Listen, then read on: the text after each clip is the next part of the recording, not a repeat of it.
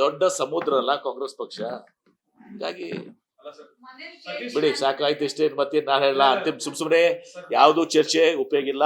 ನಮ್ಮ ಕಾಂಗ್ರೆಸ್ ಪಕ್ಷದಲ್ಲಿ ಇವತ್ತು ಸಹ ನಾವು ಯಾರು ಹೇಳೋದು ಕೂಡ ನಮ್ಮ ಅಭಿಪ್ರಾಯಗಳನ್ನ ನಾವು ಸಲ್ಲಿಸ್ಬೋದು, ಹೈಕಮಾಂಡ್ ಭೇಟಿ ಆಗ್ಬೋದು, ಹೇಳ್ಬೋದು, ಕ್ಲೇಮ್ ಮಾಡ್ಬೋದು, ಬಿಡ್ಬೋದು. But everything is decide by high command. High command is supreme. ಹೈಕಮಾಂಡ್ನೇ ಶ್ರೇಷ್ಠ, ಅಂತಿಮ. ಹೀಗಾಗಿ ನಮ್ಮ ಅಭಿಪ್ರಾಯಗಳನ್ನ ಇದನ್ನ ನಾವು ವ್ಯಕ್ತಪಡಿಸುವಂತ ಸ್ವಾತಂತ್ರ್ಯ ನಮಗಿದೆ, ಅದನ್ನ ಹೋಗಿ ಹೇಳುವಂತ. ಆದ್ರೆ ಇಷ್ಟೇ ಆದ್ರೂ 4 ಗೋಡೆ ಮಧ್ಯೆ ಆಗ್ಬೇಕು. ಕೆಲವೊಬ್ರು ಆ 4 ಗೋಡೆ ಬಿಟ್ಟು ಹೊರಗಡೆ ಮಾಡಿದಾಗ ಸ್ವಲ್ಪ ಅದು ಆಗ್ತದೆ. ಬಟ್ ಅದಕ್ಕೆ ಯಾವುದು ಕೂಡ ಇವತ್ತು ಬೆಲೆ ಇಲ್ಲ. ಅದೆಲ್ಲವೂ ಕೂಡ ಹೈಕಮಾಂಡ್ ತೀರ್ಮಾನ ಮಾಡ್ತದೆ. ನೀವು ಪದೇ ಪದೇ ಅದನ್ನೇ ಕೇಳ್ಕೊಂಡು ಹೋದ್ರೆ ಏನು ಅರ್ಥ ಇಲ್ಲ. ನಾ ಹೇಳ್ತೀನಿ,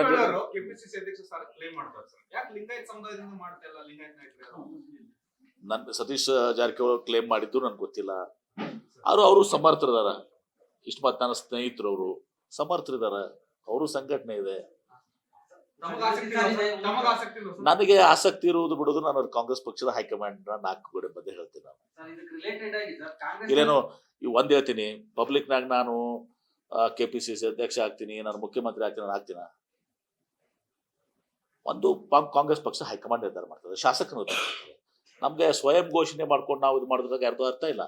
ಆದ್ರೆ ಸತೀಶ್ ಜಾರಕಿಹೊಳಿ ಅವರು ಬಯಸಿದ್ರೆ ಇವತ್ತು ಹೈಕಮಾಂಡ್ ಇವತ್ತು ಸಹ ಅದನ್ನ ಅವರು ಸೂಕ್ತ ಇದು ವ್ಯಕ್ತಿ ಇದ್ದಾರೆ, ಸಂಘಟನೆ ಚತುರತೆ ಇದೆ, ನನ್ನ ಆತ್ಮೀಯ ಸ್ನೇಹಿತರು ಕೂಡ ಅವರು.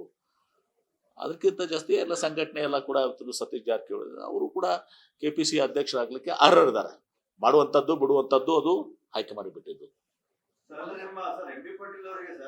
ಒಂದು ಇಂಟರ್ನಲ್ ಡೆಮೋಕ್ರಸಿ ಇಲ್ವಾ ಸರ್? ಕೆಲವರೆಲ್ಲ ಹೇಳ್ಕೊಳ್ತಾರೆ, ಪಾಪ ನೀವು ಹೈಕಮಾಂಡ್ ಮಧ್ಯೆ 4 ಗೋಡೆ ಮಧ್ಯೆ ಮಾತ್ರ ಮಾತಾಡಬೇಕು ಅನ್ನೋ ಪರಿಸ್ಥಿತಿ ಆಗಿದೆ. ಹಾಗೆ ಇರ್ತದೆ. ಅದು ಆಸೆ ಎಲ್ಲರಿಗೂ ಇರ್ತದ್ರಿ. ಅದು ಸ್ವಯಂ ಘೋಷಿತ ಆಗ್ಬಾರ್ದಲ್ಲ, ಜನ